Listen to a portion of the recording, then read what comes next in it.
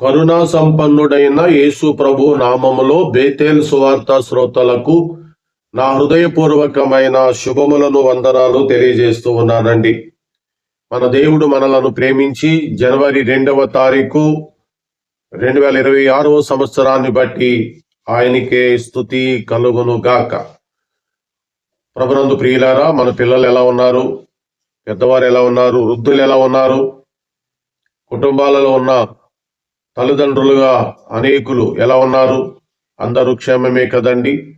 దేవుడు మిమ్మలను, మీ కుటుంబములను తన ఉన్నతమైన కృపలో దీవించి కాపాడాలని మీ సేవకుడు కోరి ప్రార్థన చేస్తూ ఉన్నాను. అయితే ఒక విషయం గమనించండి, మనం మనుషుల దయందును దేవుని దయందును వర్ధిల్లవలసిన వారం. దేవుడు మనలను బహుగా దీవించువాడు. ఆయన కరుణామయుడు, ప్రేమామయుడు. ఆయనకి సాక్షులుగా నమ్మకంగా మనం బ్రతకాలి. కాబట్టి మనల్ని దీవించువాడు ఎవరంటే మన ప్రభు అయిన యేసుక్రీస్తు. ఆయన మాత్రమే మనలను దీవిస్తాడు. రండి, ఈరోజు మనం ఆదికాండము 5వ అధ్యాయము 6వ వచనం. సేతు 105 ఏండ్లు బ్రతికి కనెను. ఇక్కడ కయీను ఆదాము యొక్క వంశములో పుట్టిన మూల పురుషుల గురించి ఈ అధ్యాయం తెలియజేస్తుంది. ఈ అధ్యాయములో 6వ వచనములో సేతు కనబడుతున్నారు. 9వ వచనములో ఎనేసు కనబడుతున్నారు. 12వ వచనములో కేయునాను కనబడుతున్నారు. 15వ వచనములో మహలేలు కనబడుతున్నారు. 18వ వచనములో ఏరేదు కనబడుతున్నారు. ఇక 21వ వచనంలో హానోకు కనబడుతున్నాడు. ఇక్కడ మనం ఎబేలు గొప్ప ఆరాధికుడు, సాత్వికుడు అని అర్థమైంది. ఎబేలు గురించి. హానోకు దేవునితో నడిచిన అనుభవంలో ఉన్నవాడు. హానోకు దేవునితో నడుస్తున్నటువంటి కాలంలో అప్పుడున్నటువంటి దేవునికి వ్యతిరేకమైనటువంటి వారు ఆయన మీద చాలా దాడి చేశారు, చాలా మాటలు పలికారు. హానోకు ఒక ప్రవచనాత్మకంగా యోధా పత్రికలో మనతో మాట్లాడుతున్నాడు. మన హానోకు గారు ఇట్లాగా చెప్తూ ఉన్నాడు. ఈ హానోకు 7వ వాడు అని కూడా మనకి అర్థమవుతుంది. ఆదాము మొదలుకొని 7వ వాడైన హానోకు కూడా వీరిని గురించి ప్రవశించేట్లా నేను చూడండి. భక్తిహీనుల గురించి ప్రవశించిన ఆదాము, అలాగే హానోకు.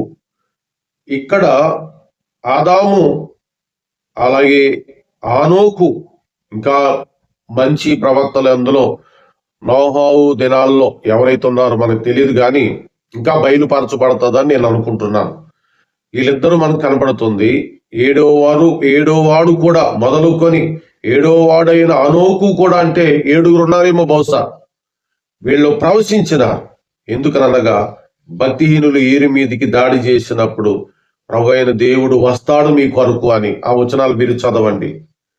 కాబట్టి దేవుడు తన భక్తులకు తోడుగా ఉంటాడు. భక్తుల మీద వేసిన నింద ఏదైనా సరే ఆయన చూస్తూ ఊరుకోడు. ఒక రోజు తీర్పు ఉంటుంది అనేది ఇందులో చూస్తున్నాం. కాబట్టి ఒక తీర్పు దినం కనబడుతుందని మనకి పాత కొత్త నిబంధనలో రాయబడిన బైబిల్ సారాంశం మనకు అర్థమవుతుంది. మనము హానోకును బట్టి తెలుసుకోవలసిన సత్యం ఏమిటి అంటే, పరిశుద్ధుల మీద వచ్చిన నిందలకు దేవుడే స్పందిస్తాడు త్వరలో అని గుర్తుపెట్టుకోండి. రెండవది, హానోకు ఎలా బ్రతికాడో మీరు నేను అలాగానే యేసుతో బ్రతకాల, యేసుక్రీస్తుతో బ్రతకాల. ఆ ప్రభు రాజ్యములో మనం జీవించాలి. భూమి మీద ప్రభుకి సాక్షులుగా బ్రతకాలి, ఆయనకు ఇష్టలుగా మనం బ్రతకాల.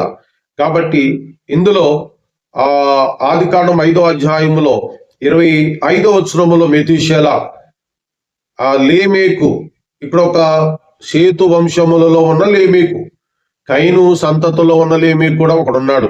ఆయన గురించి చెప్పబడలేదు. తర్వాత నోహావు కూడా ఇందులో ఉన్నాడు. ఇంకా ఆయా పేర్లు ఆ బైబిల్ గ్రంథంలో నోహావు పేర్లు కలిగిన వారు ఉన్నారు.